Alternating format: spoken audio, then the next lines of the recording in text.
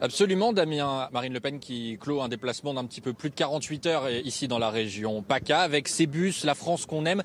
Et l'objectif, c'est comme ça que vous voyez votre campagne jusqu'au premier tour, faire des marchés. Certains dans votre entourage parlent d'une campagne à la Chirac. Est-ce que vous assumez un peu de faire une campagne à l'ancienne ?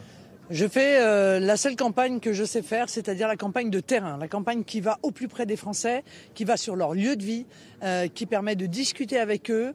C'est vrai que les autres font un autre choix, des gigantesques meetings avec beaucoup de moyens, mais moi je crois que pour que le peuple français nous soutienne, adhère au projet qu'on leur présente, eh bien il faut qu'on puisse les rencontrer au quotidien sur les 5000 marchés que nous allons faire dans les 2 mois qui viennent. Le Sud, c'est aussi le théâtre que vous avez choisi hier pour prononcer un discours sur l'immigration, discours très droitier, de retour aux fondamentaux, a-t-on pu entendre. Est-ce que c'est compatible avec cette forme de normalisation qu'on vous prête dans les intentions ? Ça fait à peu près 20 ans qu'on me joue le gag du retour aux fondamentaux. Donc je n'ai jamais abandonné le fondamental qui est d'arrêter l'immigration que subit la France parce qu'elle est massive, elle est anarchique et elle entraîne énormément de problèmes pour notre pays. Elle représente un poids financier que nous n'avons plus les moyens d'assumer parce qu'aujourd'hui il y a beaucoup de Français malheureux et moi je veux leur rendre leur argent. Et pour leur rendre leur argent, eh bien il faut faire des économies et notamment sur l'immigration. Donc je le dis, je continuerai à le dire au cours de cette campagne et à développer l'ensemble des thèmes qui vont construire en réalité l'avenir du pays. Pour vous présenter, pour mettre en place ce projet, il vous faut les 500 parrainages. Vous ne les avez pas encore. François Bayrou a proposé la constitution d'une réserve de maires pour aider les candidats au-dessus de 10% qui seraient à la peine pour récolter les signatures. Est-ce que vous acceptez cette main tendue ? Mais bien sûr, j'accepte toutes les mains tendues parce que je pense qu'une candidate qui est arrivée au second tour de la dernière élection présidentielle et qui est en situation de la gagner cette fois-ci et qui ne pourrait pas se présenter, ce serait évidemment une explosion démocratique. Donc on voit que ce système est dévoyé aujourd'hui. Plutôt que de le changer, les dirigeants politiques maintiennent en fait un système qu'ils savent profondément perverti. Je remercie François Bayrou d'être un démocrate. Il avait déjà proposé une banque de la démocratie. Il fait cette proposition aujourd'hui. Ça prouve que, eh bien, malgré nos divergences politiques, il est attaché au fonctionnement démocratique de la France. Je ne peux évidemment que me féliciter de cette initiative. Un mot des convois de la liberté qui sont en train d'arriver à Paris. Emmanuel Macron a dit qu'il entendait l'inquiétude, la colère, mais qu'il appelait au calme. Est-ce que vous formulez le même appel ? Non mais il ne l'entend pas, car s'il l'entendait, il réagirait. Or, il ne réagit pas.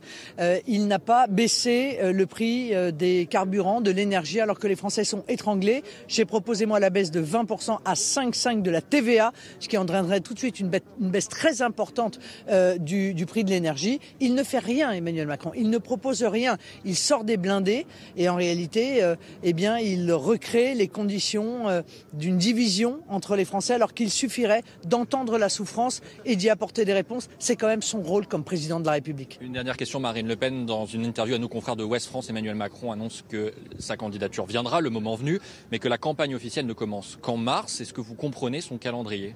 Non, je ne le comprends pas. Je trouve que c'est assez déloyal en réalité, car il fait campagne, mais avec le dossard du président et le chéquier de la République. Il y a des règles dans une campagne. La première des règles, c'est la loyauté, précisément entre les différents candidats. Il renonce à cette loyauté. Il refuse de faire des débats avant le premier tour. Bon, c'est à son image, c'est-à-dire en même temps méprisant et déprimant. Merci beaucoup Marine Le Pen d'avoir accepté de répondre à nos questions en direct depuis Menton dans les Alpes-Maritimes. Merci beaucoup Mathieu Desmoulins avec Marine Le Pen à vos côtés. Réaction sur tout ce que vous venez d'entendre. Annie Lemoine, elle remercie François Bayrou pour la réserve de parrainage que le président du MoDem pourrait mettre à disposition des candidats en mal de parrainage. Et puis sur Emmanuel Macron, elle dit bon bah ça suffit maintenant, faut y aller. Elle réagit là devant vos micros en tout cas comme n'importe quel candidat pourrait réagir. C'est logique de remercier Bayrou. Zemmour pourrait faire la même chose, Mélenchon aussi. C'est une bonne initiative. C'est une initiative.